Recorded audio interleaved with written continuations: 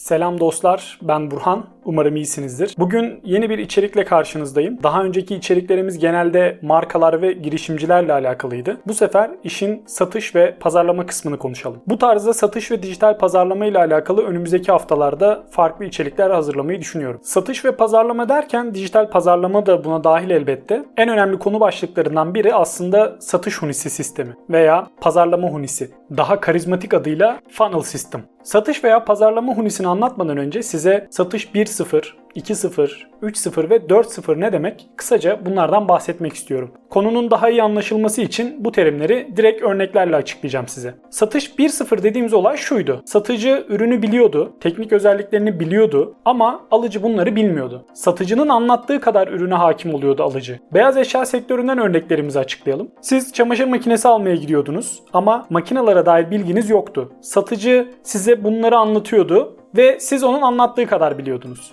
Eski usul klasik satış yani. Satış 2.0 dediğimizde ise internet yavaş yavaş işin içine giriyor. Temelleri internete dayanıyor yani. Satış 1.0'daki bilgi dengesizliği ortadan kalkmaya başlıyor. Satıcı da alıcı da ürün hakkında bilgiye sahip. Ama örneğimizden gidecek olursak yine çamaşır makineleriyle ilgili bilgiyi internete satıcı tarafındaki kişiler koyuyor. Yani hala satıcıya güvenmek durumundayız. Satış 3.0'a geldiğimizde olay dengesizleşmeye başlıyor. Bizler yani satış ve pazarlama içerisinde bulunanlar hatta alıcılar kendimizi satış 3.0'a adapte etmeye çalışıyoruz. Burada temel nokta sosyal medya. Yani internetin eskiye nazaran daha fazla erişilebilir olması. YouTube gibi, Instagram veya Pinterest gibi sosyal ağlar olayı daha fazla ileri taşımaya başladı. Örneğimizden devam edelim yine. Artık YouTube'a girdiğinizde almak istediğiniz çamaşır makinesi hakkında kullanıcıların ürünün özelliklerini anlattığı ya da yorumlarını paylaştığı videolar bulabiliyorsunuz. Bu da insanları neredeyse satıcıdan daha bilgili hale getiriyor. Tabii ki alıcıların daha bilgili hale gelmesi bizim gibi satış ve pazarlama, dijital pazarlama içerisinde bulunan insanları zorlamaya başladı. Dinamikleri değiştirmeye başladı. Hal böyle olunca artık satış yapan insanlar ürünün özelliklerinden çok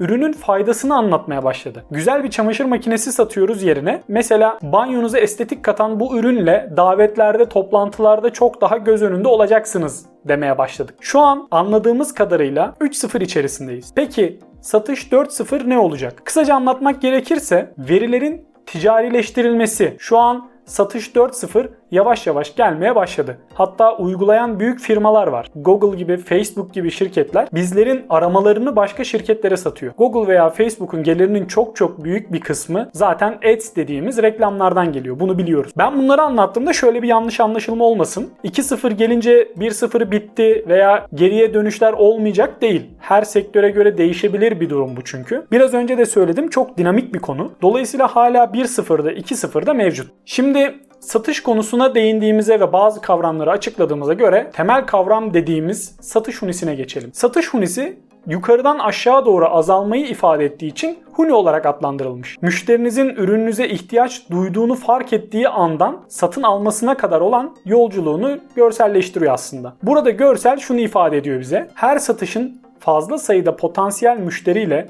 ya da ziyaretçiyle başladığını fakat satın alma işleminin daha az sayıda müşteriyle sonuçlandığını gösteriyor. Bu sistemde temelde iki konu var. Birincisi müşterinin yolculuğunu anlamak, ikincisi ise müşterinin karar verme ve satın alma sürecini gözlemlemek. Öncelikle şunu bilelim. Bir ziyaretçi ilk kez gördüğü, İlk kez girdiği bir web sitesinden alışveriş yapmak istemez. Siteyi tanımak ister, kişiyi tanımak ister. Dolayısıyla satın alma güvenle ilişkili. Buna da satın alma psikolojisi veya tüketici psikolojisi diyebiliriz. İşte bu psikolojiye bürünüp biraz önce bahsettiğim müşteri yolculuğu ve satın alma süreçlerini bu şekilde analiz etmemiz gerekiyor. Eğer bu şekilde analizlerimizi yapabilirsek satış hunisi mükemmel bir sistem haline geliyor. Konuyu daha iyi açıklamak adına yine örnekler üzerinden gidelim. Klasik satış kısmından ziyade bu sefer asıl konumuz olan dijital üzerinden yapılan satış veya pazarlamaya bakalım. Bir web sitemiz olduğunu varsayalım. İlk olarak buraya insanları çekmemiz lazım. Nasıl? Uzman olduğumuz bir konu hakkında ücretsiz e-kitaplar sunabilir, blog yazıları yazabilir veya indirim kuponları oluşturabiliriz. Siz ziyaretçi çekecek sektörünüzle alakalı başka konular bulabilirsiniz. Burada önemli olan Sitemize gelen insanlara fayda sağlamak. Bu insanlar bize geldiklerine göre bir problemleri var demek. Biz de problemlerine çözüm üretebileceğimizi onlara göstermeliyiz. Şimdi dijital üzerinden kalem sattığımızı düşünelim. Web sitemize gelen kişilerde imza atmam gerekiyor ama kalemim yok algısı oluştuktan sonra bizi keşfetmeye başlayacaklar yavaş yavaş. Ve içlerinden bazıları 3 farklı kalem buldum diyecek. Bir kısmı da kendisine uygun kalemi bulamayacak. 3 farklı kalem bulanlardan bazıları da 15 liradan fazla ödemek istemiyorum, bir de mürekkebi doldurulabilir olsun istiyorum diyecek. Bu aşama değerlendirme aşaması ve burada potansiyel müşteri kitlemiz azalmıştır. Ama satışa çevirme şansımız artmıştır. Artık kalan kişiler daha ayrıntılı sorular soruyor. Kalemlerin özelliklerini gerçekten merak etmeye başlıyor. Bazı potansiyel müşteriler özelliklerden veya cevaplardan memnun kalmayıp satın alım yapmayacaklar. Gördüğünüz gibi Huni iyice daraldı. Ve müşteri yolculuğunda son adıma geldik. Siz Huni'nin en başında onları çekmek için nasıl bir yolu izlediyseniz burada onunla karşılaşma durumunuz var. Nasıl yani? Şöyle artık burada satın alma işlemini yapacak potansiyel müşteriler reklamda gördüğüm kampanyadan yararlanmak istiyorum veya ana sayfanızdaki indirimden yararlanmak istiyorum diyecekler. Bu süreçten sonra artık satın alma işlemi gerçekleşecek veya gerçekleşmeyecek. Satış veya pazarlama unisinde satış yapmak kadar bunları değerlendirmek ve analiz etmek de çok önemli. Her satıştan, her müşteri yolculuğundan ders çıkarmak gerekiyor. Ve bir sonraki adımda bunları göz önünde bulundurmak gerekiyor. Müşteriler neden o 3 kalemi seçti? Neden 5 liradan fazla ödemek istemediler?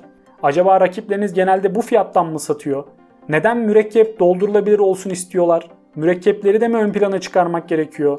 Size soru sorup teknik özelliklerini beğenmeyen kişilerin satın alması için çözümler neler gibi birçok soruyu cevapladığımızda ilerleyen süreçlerde çok daha verimli satışlar yapabiliriz. Satış unisinin diğer bir faydası olası satışları ve dönüşüm oranlarını da fark etmemize olanak tanıyor. Bu da satış gelirlerimizi ve harcamalarımızı organize etmemizi, nakit akışını yönetmemizi sağlıyor. İşletmemiz veya markamız için satış unisi oluşturmak, satış sürecinin performansını belirlemek için, gelir ve giderleri yönetebilmemiz için mükemmel bir yol. Müşteri yolculuğunu anlamak ve analiz etmek tabii ki ilk başta zor gelebilir ama bunu rutine bağladıktan sonra gerçekten fayda sağlayacak bir yöntem. Beni sabırla dinlediğiniz için teşekkürler. Buna benzer içerikler gelmeye devam edecek. Tekrar buluşmak dileğiyle, sağlıkla kalın.